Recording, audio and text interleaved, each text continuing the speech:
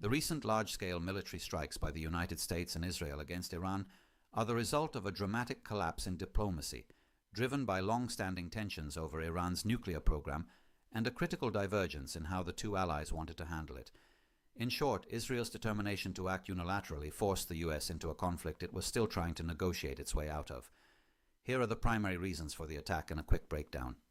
The immediate trigger, failed diplomacy, and the Israel factor.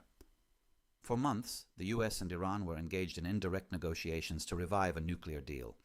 The US sought to limit Iran's program, while Iran refused to abandon its enrichment capabilities or discuss its ballistic missile program. These talks collapsed, with the US viewing Iran's proposals as making no substantive concessions. The tipping point, however, was Israel. US officials stated that Israel was determined to strike Iran with or without American support. The US concluded that if Israel attacked alone, Iran would retaliate against American assets in the region, creating an imminent threat to US forces. To control the escalation, the US chose to join the operation. The stated goals, a mix of objectives. The US and Israel have outlined several goals for the campaign.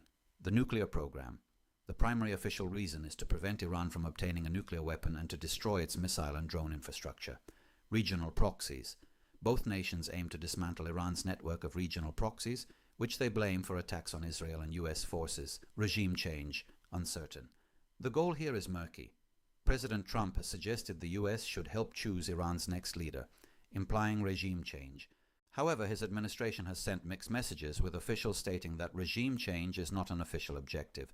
Experts believe a true regime change would require a land invasion, which the US is not currently pursuing.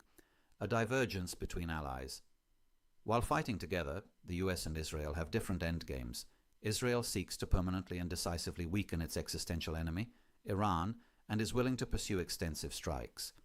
The US, facing domestic pressure and global market instability, like rising oil prices, appears to want a shorter, more contained conflict.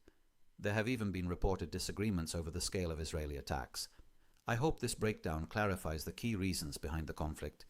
Would you be interested in learning more about the role of Iran's regional proxies or the global reaction to the strikes?